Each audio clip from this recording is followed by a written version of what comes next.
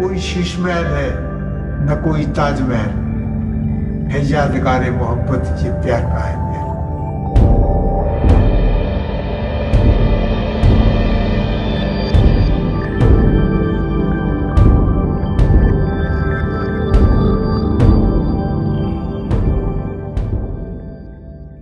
हमारी बीवी जो थी वो गोरी थी, हमारी माँ के भाई की लड़की थी।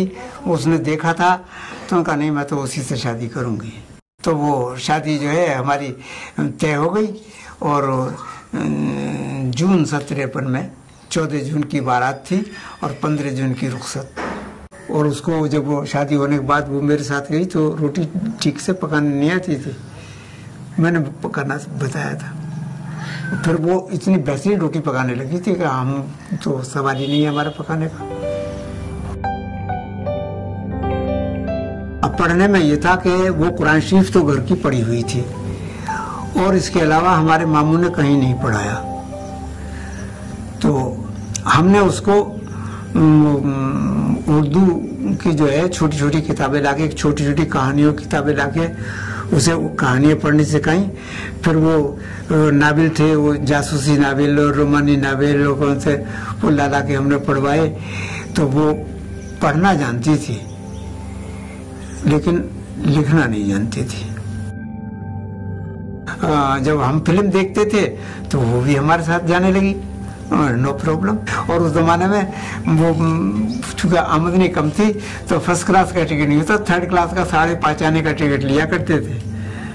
वहाँ अलीगढ़ में तस्वीर महल है एक पुराना सिनेमा हॉल, तो उसमें देखा करते थे तस्वीर फिल्म।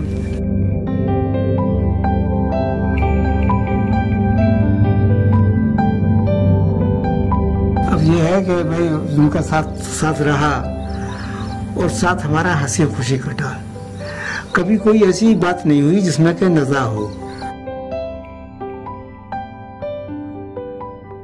फिर ये था कि जब वो अच्छी थी और बच्चे हमारे हुए नहीं तो कभी उसको एहसास होता था और वो ये कहती थी कि हमारी न्यास फाता तो क्या कोई हमारा जिक्र भी नहीं करेगा, हमारे मरने के बाद कौन हमारा जिक्र करेगा।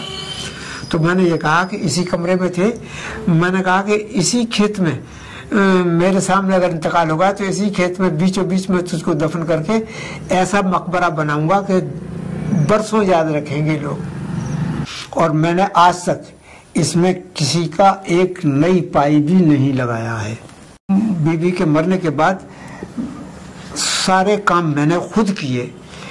उसका कफन भी लेने के लिए मैं बाजार खुद गया।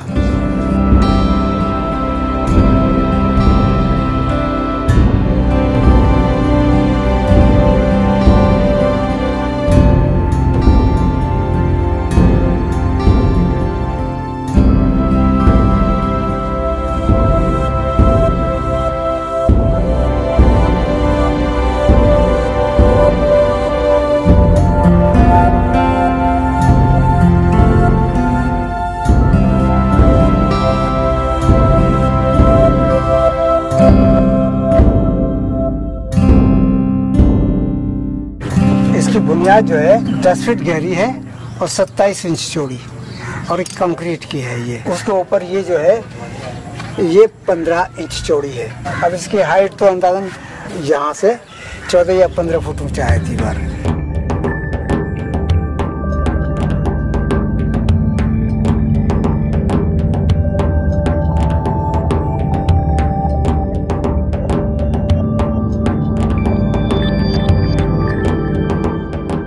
और वो जो कब्र एक बनी हुई है और ढकी हुई है उससे, तो वो तो मेरी बीवी की कब्र है। और बाकी जो खाली जगह है वो मैंने अपने लिए छोड़ रखी है कि अगर मेरा इंतकाल हो तो मुझको यहीं दफन किया जाए। हमारी शादी के बाद हमारी बदकिस्मती की ये कि हमारे कोई औलाद नहीं हुई। मैंने मेडिकल कॉलेज में दिखाया तो मेडिकल कॉलेज में जो वहाँ थी लेडी डॉक्टर, उन्होंने मुझे बुलाया तो मुझसे कहा कि इनके वो है रसौली यानी ट्यूमर है उसमें यूट्रस में। डॉक्टर ने मुझसे ये कहा कि भाई ऐसा होता है कि ट्यूमर जब उसमें हो जाते हैं तो उसमें छोटे छोटे और भी होते हैं, तो ऐसा है कि मैं बच्चेदानी को पूरा निकाल देती हूँ। अगर फिर कोई और ट्यूमर बढ़ गया तो कहोगे डॉक्टर ने कैसा ऑपरेशन किया। मैंने कहा ये आपकी मर्जी है। तो उन्होंने पूरा ऑपरेशन कर दिया। तो अब ये तो तय हो गया कि अब बच्चा नहीं होने का। तो हमारी बहनों ने और उन्हें सबने ये कहा कि दूसरी शादी कर लो, लेकिन मैंने उसको कबूल नहीं किया।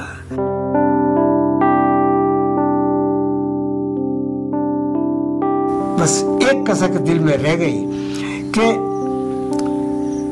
मरने से पहले जब उसका दूसरा कैंसर हुआ गले का, उसमें बोलना बंद हो गया। तो वो कुछ कहना चाहती थी मगर हम समझ ना पाए, इशारे उसके समझ ना पाए, जबान से वो कह ना पाई।